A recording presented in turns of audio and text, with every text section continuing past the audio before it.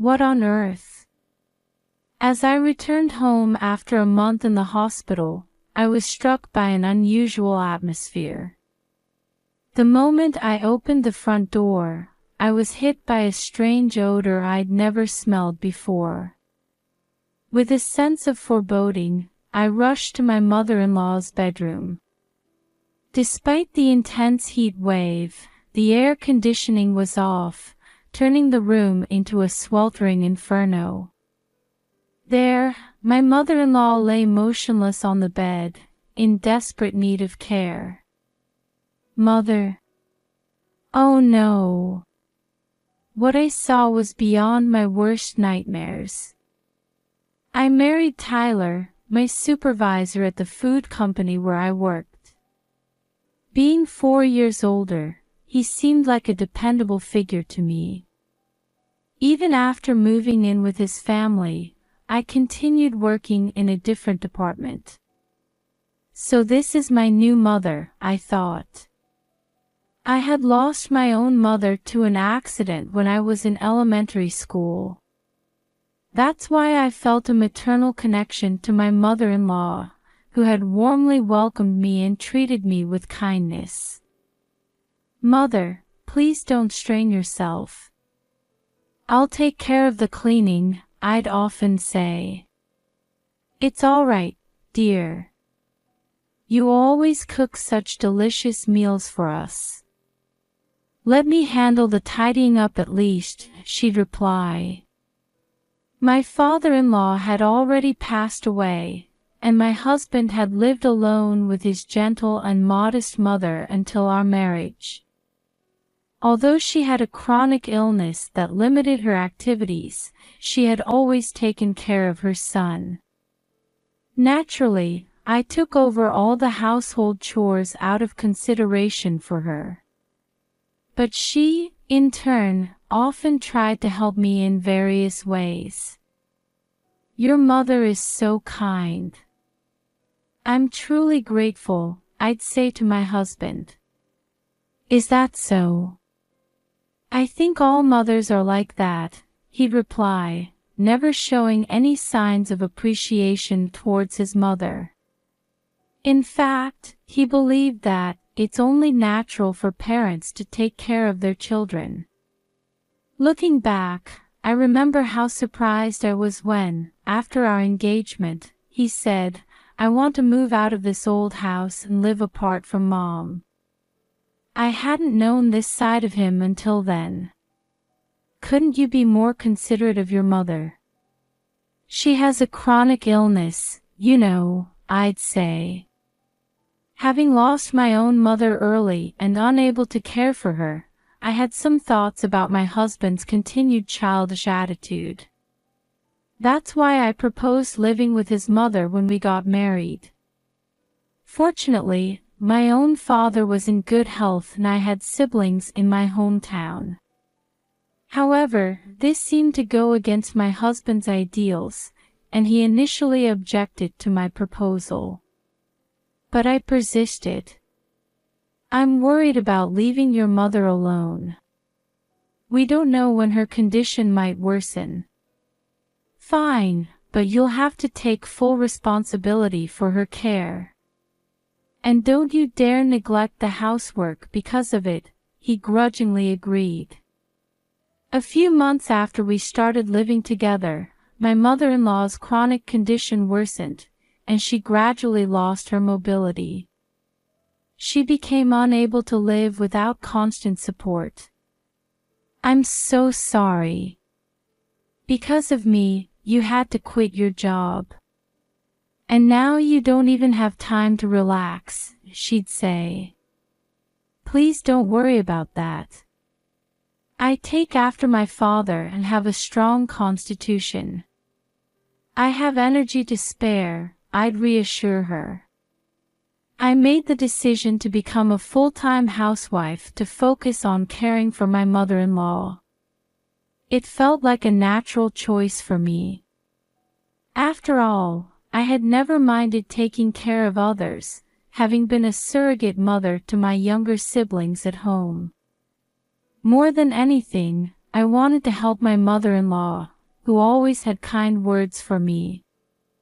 But my husband brought up the promise we'd made when we agreed to live with his mother. I absolutely won't help out. Remember, that's our agreement. This held true even when I was bedridden with illness and couldn't move. While the laundry piled up and I couldn't do the housework, he'd just sit there laughing at something on his phone. I understood that he wanted to rest at home after work, but I had things I wanted to say too. However, if we got into an argument, I knew my mother-in-law would feel guilty, thinking she was the cause of our discord. So I held my tongue and decided to handle everything alone, no matter how difficult it was. But my efforts took their toll, and I found myself in an unexpected predicament. I suddenly fell ill and collapsed while doing housework. I was rushed to the emergency room and had to be hospitalized for surgery. While my condition wasn't life-threatening, I was told I'd need to stay in the hospital for at least a month and a half, including pre-surgery tests and post-operative observation. I can't be away from home for so long. There's someone at home who needs care, I told the doctor, most worried about my mother-in-law. Being proud of my good health, I never imagined I'd end up in the hospital, so I hadn't even considered who would take care of my mother-in-law in my absence. I felt at a loss. But then, something unexpected happened. "Don't worry about Mom. I'll take care of everything," my husband said when he came to see me at the hospital that day. I couldn't help but let out a strange noise of surprise. "What's with that reaction?" "It can't be helped since you're not there," he said, sounding a bit annoyed, but he seemed to be seriously considering the situation in my absence. This was the same husband who had never once tried to help with housework, let alone caregiving, since we got married. I had been prepared to hear something like, "I have work to do. Who's going to take care of Mom? Who's going to cook?" So I was very surprised that he was taking the initiative. Work has been busy lately with people on maternity leave and such. "I won't be able to visit much, but hang in there," he said. "Okay, thank you," I replied. With that, he said he still had work to do, left some extra clothes and daily necessities, and left the hospital room. He really is dependable in times of need, I thought. Despite his gruff manner, just knowing I could rely on him to take care of his mother gave me enough peace of mind. After that, I settled into my hospital stay. Having worked at the same company before, I understood how busy his job could be, so I didn't find it particularly painful that he couldn't visit me. I had completely let my guard down. Looking back, I should have been suspicious of him at that time, of the true nature he was hiding in his heart. After that, my surgery was successful. My post-operative progress was so good that I was able to be discharged about 2 weeks earlier than planned. Even the doctor was surprised, saying, "We didn't expect such a smooth recovery." Knowing I could go home early, I tried to call my husband. But no matter how many times I called, I couldn't reach him. He must be busy with work and caregiving, I thought. I decided to stop trying to email him and surprise him by just showing up at home. His eyes might pop out of his head in surprise, I thought carefreely, spending my last few days in the hospital. It had been about a month since I was hospitalized, and the season had fully turned to midsummer. I think I was so happy about returning to normal life that I was completely elated. I didn't even notice that I hadn't heard from my husband once in the days since learning I could be discharged. And so, I stepped onto our property for the first time in a while. It was noon, and the sun was beating down painfully. "Mother, I'm home." "Huh? What's this?" The moment I opened the front door, I sensed something was off. An unfamiliar stench hung in the air, and a heavy atmosphere lingered in the hallway. Despite it being a scorching hot day, for some reason the air conditioning wasn't running, and the room temperature was even higher than outside. It was like a blazing inferno. Horrible thoughts crossed my mind, and I rushed to my mother-in-law's bedroom. "Oh no! Mother, can you hear me?" My mother-in-law didn't respond at all to my calls. The scene I saw that day was beyond description. Calling it tragic would be an understatement. It's become a trauma for me. I finally managed to reach my husband the following night. "What have you been doing? Things are terrible here."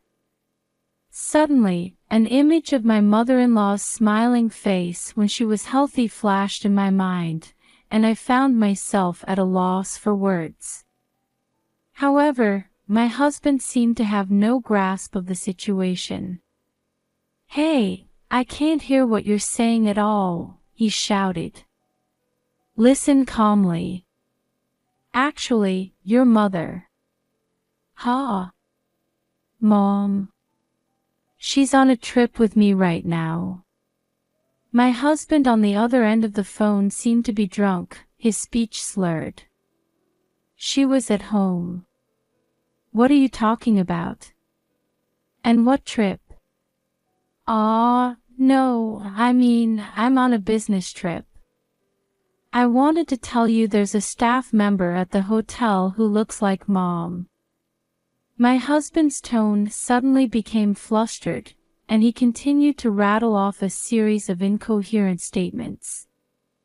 Of course, I couldn't understand any of it, and I found myself raising my voice. "Explain it so I can understand." "Shut up. Aren't you in the hospital right now? You shouldn't be making a fuss in the hospital. Don't worry about Mom, she's fine. Bye." With that, he hung up on me unilaterally. He seemed to think I was still in the hospital.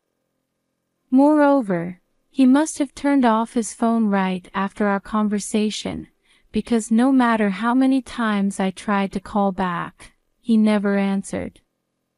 What is he doing at a time like this? I guess I have no choice but to do this. Panicking in this emergency situation, I decided to contact my husband's workplace to try to locate him. But another shocking fact came to light. "Huh? Is that really true?" The employee who responded also seemed confused, asking, "You didn't know?" My distrust of my husband grew exponentially. So, I used every means at my disposal to investigate what had happened while I was in the hospital. And I discovered an appalling truth. What happened to, "Don't worry, I'll take care of Mom"? You've got to be kidding me. I might be able to forgive what he did to me, but I absolutely cannot forgive what he did to his mother. I decided to punish my husband for causing his own mother such suffering. After I made that decision, everything proceeded smoothly. Just 5 days after I filed a victim report, the police apprehended my husband, who was thoroughly enjoying his trip, and took him into custody. Apparently, he kept making a fuss about wanting to see either me or his mother, so the exasperated police called me in. Gripping my bag tightly, I entered the police station. Hey, what's the meaning of this? Why am I under arrest? My husband shouted as soon as I entered the visiting room, glaring at me through the glass. His hair was disheveled and his beard unkempt. He seemed to be under considerable stress. You should calm down. People are watching, I said. As we were under constant police surveillance during the visit, my husband obediently took a deep breath when I prompted him. There must be some mistake, right? What do you mean I failed to fulfill my duty of care for Mom? It means exactly what it sounds like, I sighed. My husband returned a surprised expression. More importantly, you know about your mother now, don't you? What I saw that day was the transformed figure of my mother-in-law. The room was even hotter than outside, and in that heat, she lay motionless in dirty clothes. That scene has been etched into my mind, giving me nightmares for a while. I heard about it from the police officer. It's really depressing, even though I never asked for this. How can you say such a thing? Hey, don't get so angry. Mom's still alive, isn't she? My husband was right, my mother-in-law had barely survived. However, when she was found, she was completely emaciated, her body reduced to skin and bones. When my mother-in-law was rushed to the emergency room, I was confronted quite harshly by the paramedics and doctors, a few minutes later, and it would have been too late. What was the caregiver doing? It must have been that dangerous of a situation. Your mother suffered alone for a long time. I don't know what to say to that. Besides, I hired a helper properly. Only once a week, right? For someone who needs care even to go to the toilet or change clothes, you're saying that fulfills your duty of care. That's right. My husband blurted out without hesitation. For a moment, I felt like I was dealing with an alien. Didn't you think you had done something wrong when the police took you into custody? No, not at all. By the way, who tattled to the police about this family matter? It wasn't you, was it? Yes, it was me. And the one who testified when I filed the victim report was your mother herself. My mother-in-law, after receiving treatment at the hospital, recovered steadily and was able to speak after 2 days. Apparently, you dumped all the caregiving on a helper you hired only once a week, and never came home even once. I heard this story from my mother-in-law. It seems my husband only took care of his mother on the first day when he brought me a change of clothes. He told his mother he was going on a business trip, and left the house the very next day. As a result, my mother-in-law had to spend time alone except for the helper's visiting hours. She managed to move her body somehow, but eventually became unable to move even a step from her bed. Your mother was still worried about you even in that state. She thought it couldn't be helped if it was a business trip. That's right. I was on duty. Or are you saying I should have skipped work? Does your company call taking time off to go on a trip alone with a young woman a business trip? I used to work for the same company, but I didn't know that. When I said this, my husband once again showed a surprised expression. How did you? Did you think I wouldn't find out? You really underestimate me. When I tried to contact my husband's workplace because I wanted to get in touch with him, the employee who responded informed me that my husband had taken about a month of consecutive leave. I was shocked because I hadn't been told anything about his vacation, and my distrust of my husband, who had kept such an important matter secret, increased all at once. So, based on information from a detective and his workplace, I pinpointed his whereabouts and investigated his movements since my hospitalization. It turned out that my husband had applied for leave as soon as my hospitalization was decided. He had hired a caregiver for his mother, perhaps thinking she might pass away while he was gone. If my discharge hadn't been moved up, your mother might have lost her life. As I glared at my husband, he surprisingly showed an exasperated expression. That's why I hired a helper in case of emergency. I'm not at fault. I had heard from my mother-in-law that the caregiver who came to her had done her job properly. The care records were detailed and meticulous, and the caregiver had even contacted my husband for confirmation. However, there was another problem. Did you ignore all her warnings?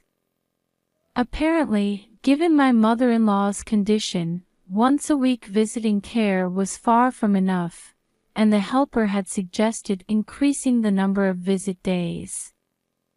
However, my husband didn't even try to listen and ended up unilaterally terminating the contract with her. How could your mother possibly live alone without any help? What were you thinking? Explain yourself properly. Well, the helper was always nagging about this and that. And it cost money too. That's not all. You were warned by the caregiver that the air conditioner was about to break down, but you ignored that too, didn't you? That's why the room was so hot. I confirmed all of this with the company the helper belonged to.